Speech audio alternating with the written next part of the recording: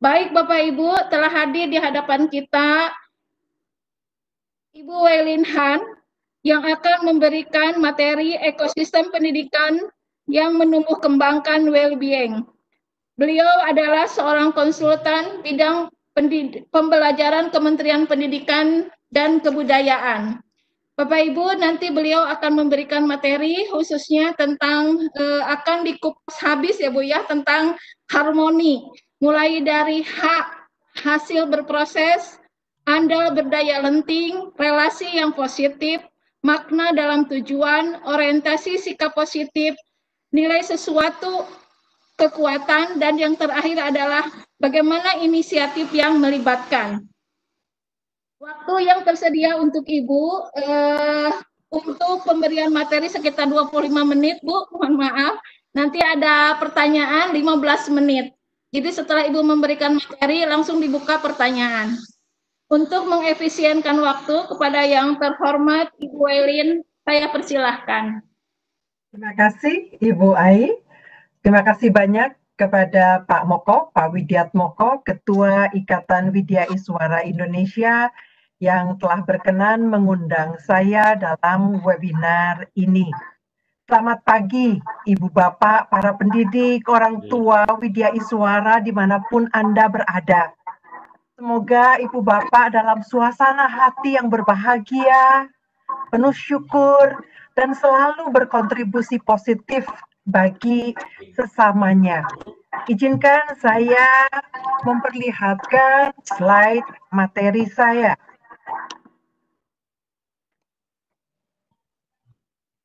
Ibu Bapak sekalian, judul yang ingin saya bawakan pagi ini adalah ekosistem pendidikan yang menumbuh kembangkan well-being. Ada kata ekosistem di sana, menunjukkan keterkaitan, ketergantungan, seluruh bersama-sama gotong royong. Indonesia sekali. Well-being merupakan sebuah proses, bukan hasil akhir, bukan produk. Proses untuk menjadi manusia utuh seperti gurindam tadi yang dibacakan oleh Pak Moko. Bahagia jiwa raga terpenuhi karena ekosistem yang mendukung tersebut. Bapak Ibu, ada yang pernah tahu buku ini? Buku ini ditulis oleh Bapak Abe Dahlan dan diterbitkan pertama kali di tahun 1963. Sudah lama ya. Buku ini kemudian dicetak ulang di tahun 1983. Saya suka sekali buku ini karena cerita di dalamnya sangat seru dan lucu-lucu. Ada bagian cerita di sana yang tertulis seperti ini. Untunglah nenek dapat menghentikan celotehan kakek sebab kalau tidak tentu liburanku tidak menyenangkan hati, bukan? Maulah aku kembali saja ke kota dan besoknya pergi ke sekolah yang tidak kusenangi itu. Bapak Ibu perhatikan kata-kata yang saya garis bawahi. Rupanya rasa tidak senang ke sekolah sudah berlaku sejak lama dan di mana saja. Tentunya Ibu Bapak pendidik yang ada di ruangan ini justru dirindukan oleh para muridnya untuk kembali berkumpul, belajar bersama di sekolah. Ibu Bapak, perhatikan juga bahwa dalam 2 bulan lebih menjalani BDR, belajar dari rumah ataupun PJJ ini, banyak murid dan guru menjalani homeschooling. Perhatikan kata home. Ada perbedaan makna antara home dan house. Rumah dengan suasana yang aman, nyaman, betah, seru, ngangenin, membuat kangen, merindukan adalah home. Home sweet home, Bapak Ibu, bukan house sweet house. Kalau kita merasa betah di rumah, kita katakan at home.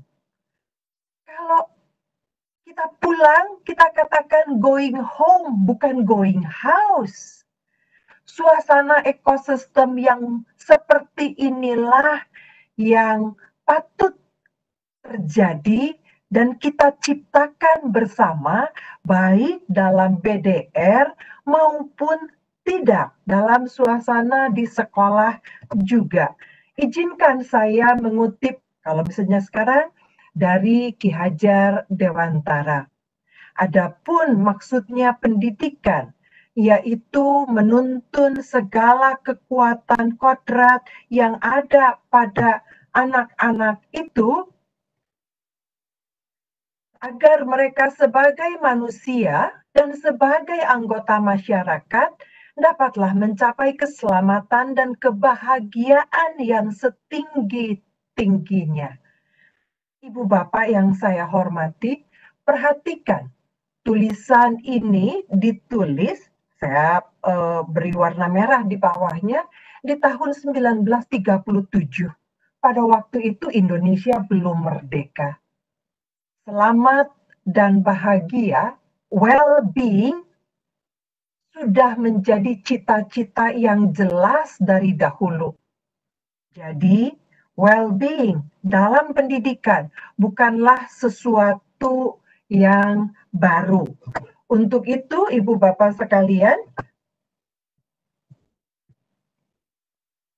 sebentar, saya ke slide.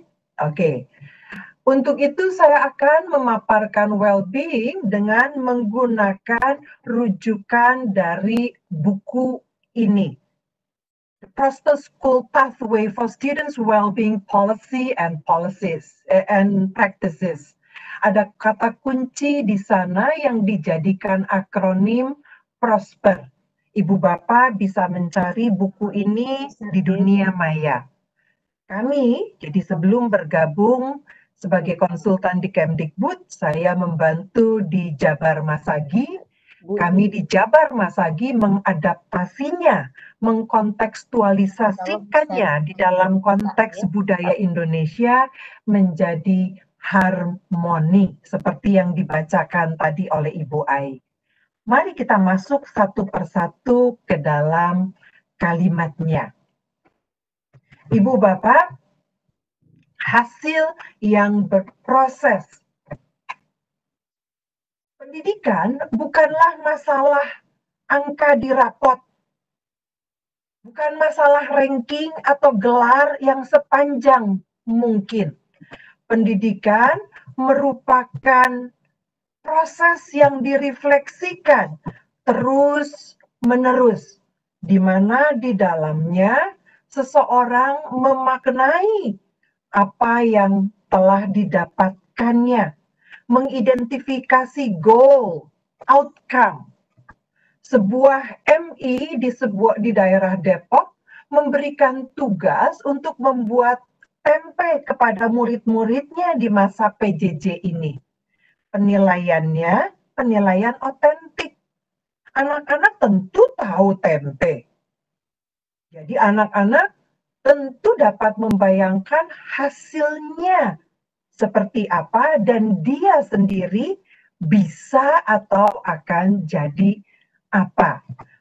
Ibu Bapak, wah, apakah ada tantangan? Ada tantangan. Raya ini kelas 3 SD gagal 2 kali. Tapi di dalam well-being bukan masalah jadi tidak jadi, bukan sukses tidak sukses.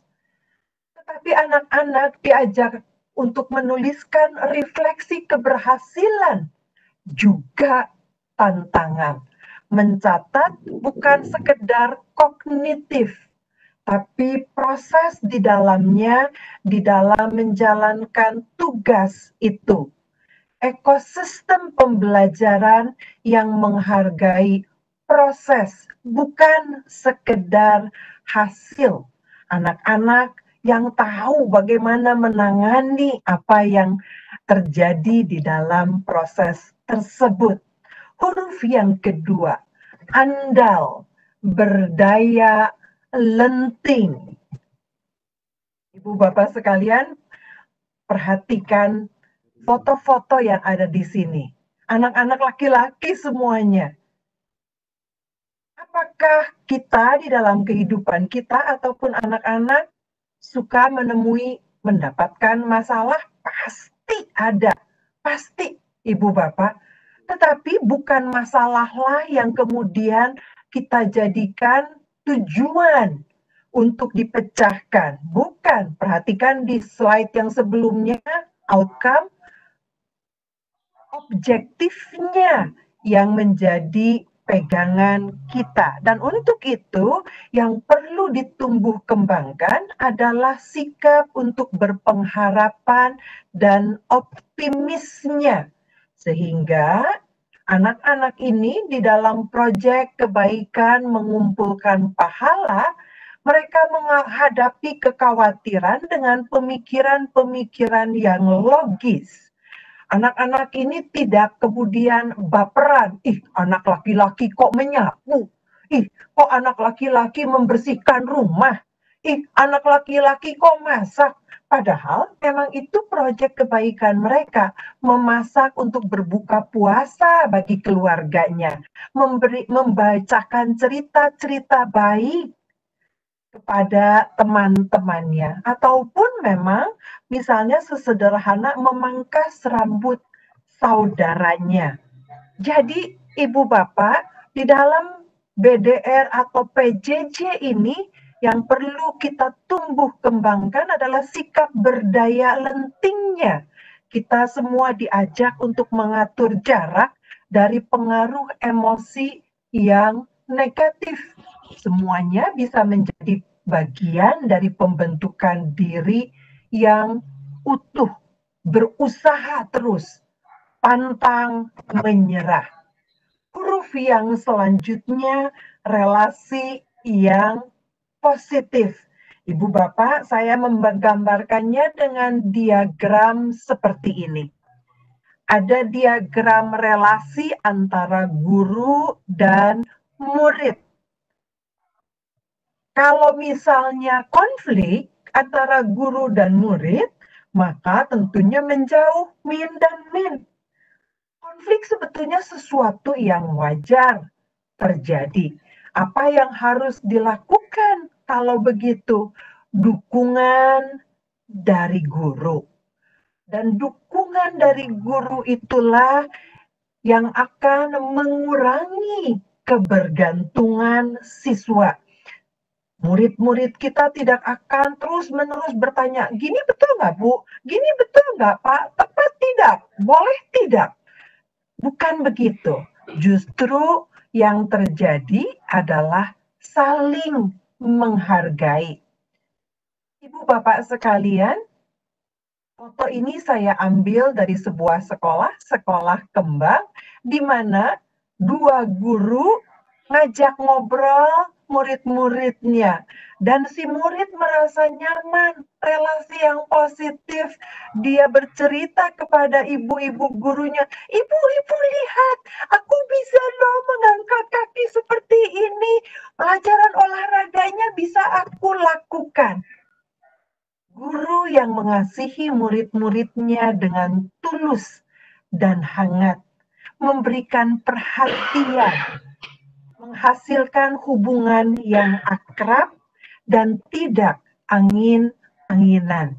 Huruf yang selanjutnya, M, makna dalam tujuan atau purpose. Ibu Bapak sekalian, di dalamnya ada tujuan jangka panjang. Ibu Bapak pada waktu BDR ini ataupun PJJ, di webinar sebelumnya Pak Iwan Sahrir mengatakan bahwa kurikulum yang terbaik bukanlah kurikulum yang menyelesaikan SKKD atau KIKD. Kurikulum yang terbaik adalah kurikulum keteladanan, tujuan jangka panjang. Anak-anak diajak mengadakan proyek berbagi, diajak melibatkan orang tuanya, membagikan makanan kepada mereka kaum duafa. Mereka juga diajak untuk berkebun, bersusah payah merasakan apa yang dilakukan oleh petani yang selalu menghidupi kita. Ada tindakan dan komitmen yang kuat dalam mencapai makna dan tujuan. Kembali lagi, well-being tidak dapat terpenuhi ketika kita orang dewasa angin-anginan. Kita perlu motivasi yang tinggi dalam diri kita sendiri dalam mendampingi anak didik kita. Saya masuk di huruf yang selanjutnya. Ibu Bapak, ini cerita yang lucu sekali. Ayla cerita kepada Enzo. Aduh, jadi setiap hari di Gemala Ananda itu pagi-pagi ada daily check-in, PJJ-nya. Sesama teman-teman mengungkapkan suasana hati, saling komentar, dan saling menguatkan. Ayla cerita, udah bosen, sedih, aku nggak punya temen, kalau misalnya gini pengen segera kembali ke sekolah. Enzo kemudian mengatakan, udah nggak usah sedih, kamu olahraga saja seperti aku. Anak-anak, murid-murid diajak untuk mengenali perasaannya sendiri, mengekspresikannya secara terbuka, belajar mendengarkan dan berempati, dan kemudian memberikan dukungan, semangat, menyatu di dalam komunitas. Jadi walaupun jauh, tetap guyup, tetap gotong royong. Orientasi sikap positif dalam well-being. Pemeliharaan emosi dan pola pikir yang positif. Ibu Bapak sekalian, huruf kedua terakhir N, nilai sebuah kekuatan atau strength. Seringkali kita hanya ingat kepada murid-murid kita yang pintar, cerdas, rajin, dan yang bermasalah. Kita perlu mengalihkan fokus kita kepada kekuatan mereka. Ki Hajar Dewantara, padi ya padi, jagung ya jagung. Masing-masing punya kekuatan yang istimewa. Foto ini diambil dari sekolah Bogoraya. Guru memberikan pelajaran olahraga dan murid mengikuti. Guru memfokuskan hal-hal positif pada kemampuan yang dapat dilakukan oleh murid. Guru kemudian memfokuskan menumbuh kembangkan karakter-karakter positif dari murid. Guru kemudian mengumpulkan bersama kekuatan-kekuatan itu, collective strength, dan membangun harga diri setiap murid. Tidak ada murid yang diabaikan. Itu yang kerap kali dan sering kali terus-menerus didengungkan oleh Ki Hajar Dewantara. Karena di dalamnya ada pola saling menghargai. Ibu Bapak sekalian, saya ingin menunjukkan video ini sebentar.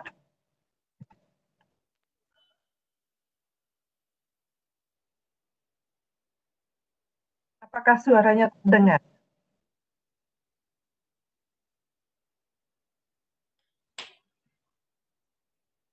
Sudah ada.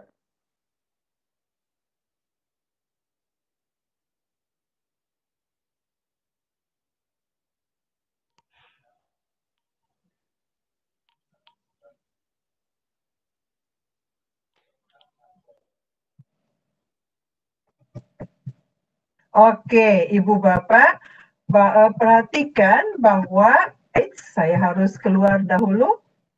Ibu Bapak, di dalam video ini, Ibu guru mengabsen murid-muridnya, melibatkan murid-muridnya, kemudian membuat permainan yang menarik dengan latar belakang di Zoom-nya negara-negara. Jadi sambil absen, sambil main tebak-tebakan. Betul-betul merupakan inisiatif yang melibatkan murid-murid. Foto di sini juga sama. Perhatikan ada proyek para pencari pahala dari Islam Bogor. Mereka kemudian berkomitmen melakukan apapun juga yang bisa melibatkan dan menghasilkan kebaikan. Jadi ada kognitifnya yang kemudian ditumbuhkan, ada sisi emosi positifnya yang ditumbuh kembangkan, dipelihara, ada perilakunya kemudian yang berproses, dan hubungan sosial yang terus-menerus dijaga. Ibu Bapak, itulah yang terjadi ketika kita menumbuh kembangkan harmoni, well-being. Tadi apa saja Ibu Bapak? Hasil yang berproses, andal, berdaya lenting, relasi yang positif, makna dalam tujuan, orientasi sikap positif, nilai sebuah kekuatan, dan inisiatif yang melibatkan. Ibu Bapak tidak hanya sekedar di BDR PJJ. Well-being merupakan cita-cita kita bersama. Terima kasih banyak.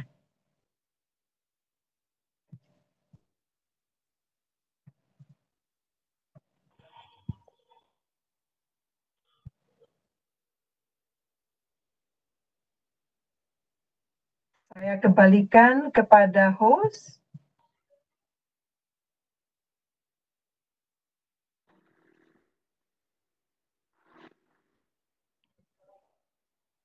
Baik Bu, terdengar tidak Bu suara saya?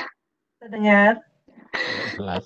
Terima kasih Bu, paparan yang sangat Bu menarik sekali. Ibu di sini sudah ada beberapa pertanyaan. Ini karena waktu kita sampai dengan pukul 9 sampai dengan pukul 10 ya Bu ya. Kurang lebih ada 18 menit lagi. Pertama dari Ngurah Arya Bu, pertanyaannya. Dalam menyiasati KBM, apakah metode yang sesuai yang harus digunakan di dalam kegiatan pembelajaran agar sesuai dengan protokol kesehatan pandemi? Mohon maaf, diulang lagi Bu. Bagaimana mensiasati KBM agar metodenya itu sesuai dengan protokol kesehatan pandemi? Ya. Oke, terima kasih. Jadi satu pertanyaan saya jawab, satu pertanyaan saya jawab, gitu ya Bu ya? Baik, Bu. Baik, Oke, baik. terima kasih. Ibu Bapak, saya sadar bahwa pandemi ini bukan sesuatu yang mudah untuk kita semua. Dan kita semua pun belajar, di seluruh dunia belajar dan gagap di dalam menghadapi pandemi ini. Bahkan di Kemendikbud itu sendiri pun beberapa kali terjadi perubahan karena kita sendiri semuanya belajar. Bapak Ibu ingat tadi huruf H pertama, hasil yang berproses. Tidak ada sesuatu yang baku di dalam menghadapinya. Kita mencoba satu hal, misalnya Ibu Bapak, tentu Ibu Bapak sudah mendapatkan protokol-protokol kesehatan dari sumber-sumber yang resmi mengenai menjaga kebersihan, mengenai berjarak, mengenai kemudian bagaimana menggunakan masker. Terus-menerus Ibu Bapak hal-hal tersebut dilakukan. Tetapi tentunya di banyak daerah hal itu tidak dapat dilakukan karena banyak masalah juga. Ibu Bapak kembali lagi seperti yang disampaikan, tidak ada satu metode yang pas. Protokol disediakan, ada ragam metode kita belajar bersama menyesuaikan. Yang pakemnya kita pegang, yang pakem. Yang pakem itu artinya apa?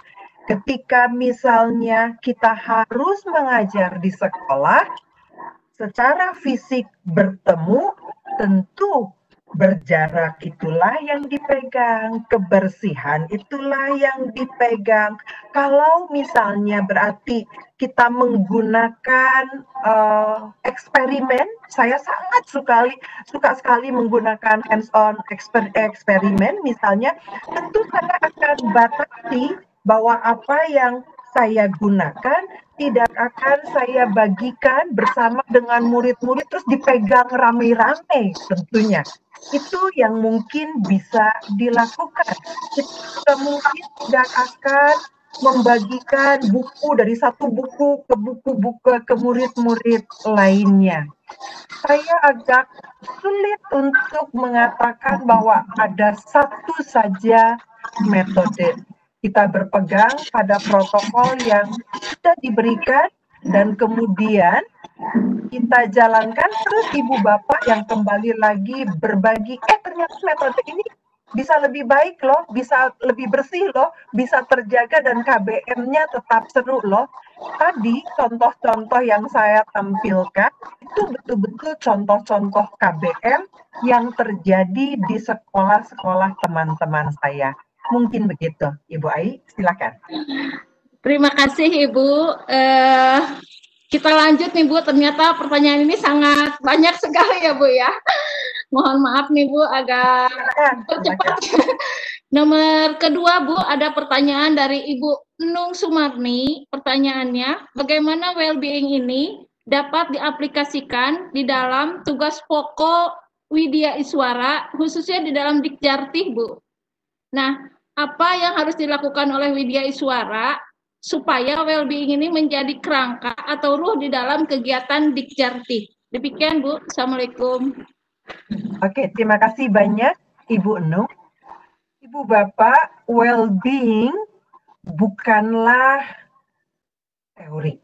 Betul bahwa ada teorinya, ada kajian ilmiahnya, ada kelas di Coursera misalnya The Science of Well-being yang dibawakan oleh Laurie Santos sekarang ini.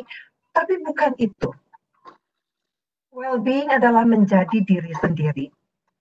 Tadi, menjadi diri sendiri yang membagikan kebahagiaan di dalam ruang Dikjartihnya. Tadi Ibu Nung khusus bertanya kepada yang diajukan untuk para Widya Iswara, sehingga saya akan menggunakannya juga di sini. Para WI ketika memberikan Dikjartih, seperti Ki Hajar Dewantara, kenalilah para guru yang ada di kelas Anda. Padi jadikan padi, tumbuhkan sebagai padi, jagung tumbuhkan sebagai jagung. Diferensiasilah di kelas Dikjartih Anda. Bangunlah relasi yang positif. Jadi fokuslah pada kekuatan. Libatkan. Jadi betul-betul terapkanlah harmoni yang tadi di ruang Dikjartih. Selamat mencoba, Ibu Nung.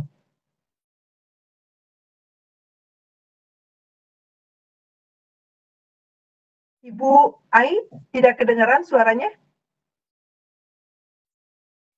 Ibu Ai? Oke, ya. Enggak, Bu, ya. Ini waktu kita tinggal 12 menit, Bu. Ada pertanyaan bagus dari Ibu Gusrina. Beliau adalah Widya Iswara dari P4TK Pertanyaan. Pertanyaannya, Bu, semua contoh sekolah yang dipaparkan adalah sekolah-sekolah yang mahal, di mana setiap kelas diampu oleh 2 orang guru dengan fasilitas sekolah yang oke banget. Jika dibandingkan dengan SD negeri yang siswanya dalam satu kelas itu 40 orang dan sarana yang terbatas, bagaimana well-being ini dapat diimplementasikan di sekolah negeri? Terima kasih, Bu. Terima kasih banyak untuk Ibu Gusrina. Ya. Terima kasih banyak. Mungkin saya perlu klarifikasi bahwa sekolah-sekolah tadi Mungkin kalau mahal itu relatif ya, karena kan mereka juga harus segala macamnya sendiri. Tapi saya tidak akan jadi fokus di sana. Khusus untuk satu kelas 2 guru, kebetulan kalau di sekolah kembang tidak ada TK kecil, TK besar kelas 1. Semuanya satu kelas. Jadi ada berapa puluh murid pun jadi satu kelas karena untuk tadi well-being siswanya, well-being muridnya, kalau mereka masih memiliki tantangan, tidak ada kata tidak naik, gitu. Jadi kamu nggak naik ke TK besar gitu. Tidak seperti itu karena TK besar, TK kecil satu SD disatukan. Istilahnya seperti itu. Apakah mahal, murah? Bagi saya mungkin itu relatif. Ketika saya misalnya, kalau misalnya Ibu Bapak melihat cari Design for Change Kabupaten Banggai, itu ada sekolah, ada di video di YouTube, ada sebuah sekolah yang justru mengembangkan design thinking, itu di pelosok justru. Kemudian ada banyak sekolah juga, sekolah negeri, jadi kebetulan saya suka jalan-jalan, jadi ketika jalan-jalan justru guru-guru negeri itulah sangat berpotensi, punya kekuatan yang luar biasa, sangat openi murid-muridnya. Nah, di sanalah justru bagaimana kita bisa memilih dan memilah apa yang menjadi fokus yang ingin disampaikan. Sehingga tujuannya well-being, bukan kejar materi. Itu kadang-kadang kita nggak bisa karena materi, bukan anak. Padahal kita ada menjadi pendidik karena anak-anak, bukan karena materi. Itu yang mungkin bisa dibagikan. Terima kasih Bu Ai, silakan. Sama-sama Bu, lebih lama lebih menarik nih Bu ya. Ini Bu, supaya pertanyaan lebih banyak yang disampaikan ke Ibu, ini saya singkat beberapa pertanyaan. Pertama Bu, bagaimana cara menangani siswa yang memiliki etika rendah dan tidak mau menghadapi guru? Yang kedua, bagaimana cara menangani siswa yang memiliki etika yang rendah tetapi dan tidak mau menghargai guru? Dan bagaimana untuk penerapan well-being ini untuk sekolah berasrama, Bu, dengan siswa yang tidak memiliki motivasi belajar? Bagaimana menerapkan well-being ini untuk sekolah berasrama dengan siswa yang tidak memiliki motivasi belajar? Dan yang ketiganya, Bu, dengan padatnya muatan kurikulum dan ujian akhir yang lebih menekankan kepada aspek kognitif yang barusan Ibu ini ya Bu ya jelaskan, bagaimana bila dibandingkan dengan konsep Billy yang Ibu paparkan tadi? Satu sisi padat nih Bu, muatan kurikulum dan ujian sekolahnya itu yang lebih menekankan kepada aspek kognitif, satu sisi lagi bagaimana konsep well-being ini bisa diterapkan. Demikian Bu. Terima kasih banyak. Ibu Bapak, saya tidak berani mengatakan bahwa jawaban yang akan saya berikan dalam beberapa menit ini cespleng. Khususnya untuk dua hal yang mengenai sikap hormat dan motivasi rendah. Kita mungkin di antara peserta ada yang psikologi ya, di sini yang latar belakang psikologi. Kalau Ibu Bapak nanti, bahkan di sini kan ada mungkin dari Penjas BK yang ikut. Kalau Ibu Bapak masuk ke dunia maya, nanti cari namanya iceberg identity atau identitas gunung es, itu kita bisa melihat bahwa perilaku, apakah perilakunya takut, hormat, bersemangat, itu sebetulnya hanya ujung dari puncak gunung. Tapi ada yang di bawahnya yang tidak terlihat. Ada yang panjang, ada sejarah yang panjang. Di sanalah Ibu Bapak ketika ingin mengubah atau mengajak murid mengubah perilaku, cari dahulu akar masalahnya. tidak langsung mengobatinya. Jadi itu bedanya obat generik dengan obat resep dokter ya. Obat generik biasanya yang disembuhkan placebo-nya, kulitnya. Kalau ke dokter, apalagi spesialis, dicari akar masalahnya. Dan tentunya ketika kita mencari akar masalah, tadi hasil yang berproses, Ibu Bapak, tidak akan instan. Pertama-tama yang Ibu Bapak harus lakukan adalah membangun lebih dahulu relasi yang positif. Ibu Bapak tidak menuntut apapun juga dari murid-murid Ibu Bapak, bangunlah lebih dahulu relasi tersebut. Sama seperti orang tua menyayangi anak-anaknya. Seperti itu, tulus tadi. Sudah relasi terbentuk, ada trust, ada rasa percaya. Baru tanya, ada masalah apa? Seringkali kita langsung mau mengobati yang di luar, kita kurang punya waktu untuk mencari akar masalah. Nah, kalau untuk jawaban yang ketiga, Ibu Bapak, izinkan saya menyebutkan sekali lagi. Kita menjadi pendidik bukan untuk bersaing dengan Google. Hanya kognitif, Google itu jauh lebih hebat dari kita. Segala jawaban ada di Quora. Kita ada untuk menemani tadi, menjadi teman yang menumbuh kembangkan well-being tadi. Karena justru bagaimana peran Ibu Bapak mendampingi murid untuk menjadi pembelajar yang mandiri. Secara singkat mungkin itu saja, Ibu Ai, silakan. Terima kasih Bu. Jadi yang pasti tentang dicari dulu akar masalahnya ya Bu ya. Betul. Baik Bu, ini masih banyak pertanyaan, cuma waktu kita sebentar lagi Bu, sudah 4 menit ya Bu ya. Saya bacakan dulu untuk pertanyaan. Pertama Bu, bagaimana cara supaya pembelajaran di rumah ini menyenangkan? Supaya anak ini belajar betah untuk belajar di rumah Bu. Kemudian selanjutnya dengan konsep merdeka belajar yang sangat bagus, menuntut saya, katanya Bu penanya ini Pak Yaser, pada penilaian proses, penilaian hasil. Karena rentang literasi guru dalam melaksanakan penilaian ini sangat besar, sementara tuntutan kompetensi yang diatur dalam Permendikbud sudah pasti. Bagaimana mensiasatinya? Demikian Bu.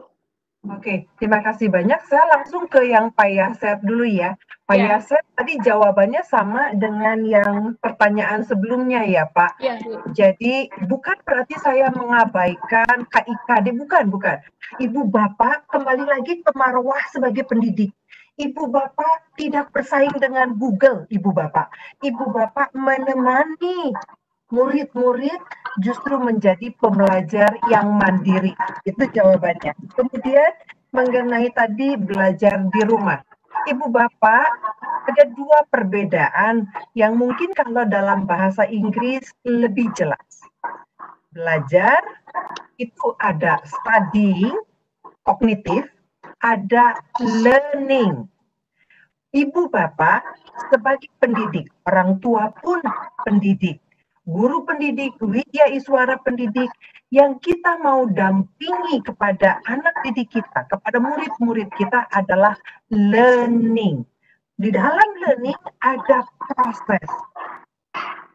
Carilah itu. Tumbukannya gimana? Berarti kalau learning sama seperti tadi foto yang berkebun, bukan di buku, tapi belajar. Tentu tadi Ibu Gustrina yang dari pertanian tahu bahwa di sawah pun anak-anak akan belajar learning. Bahwa dengan menyapu pun di sekolah Islam Bogor, murid-murid belajar bahwa ketika memasak untuk berbuka puasa mencari pahala, anak-anak pun learning. Itu yang menjadi fokus dari pendidikan. Silakan Ibu Ai. Terima kasih Bu Wailin. Ibu, waktu kita 1 menit lagi.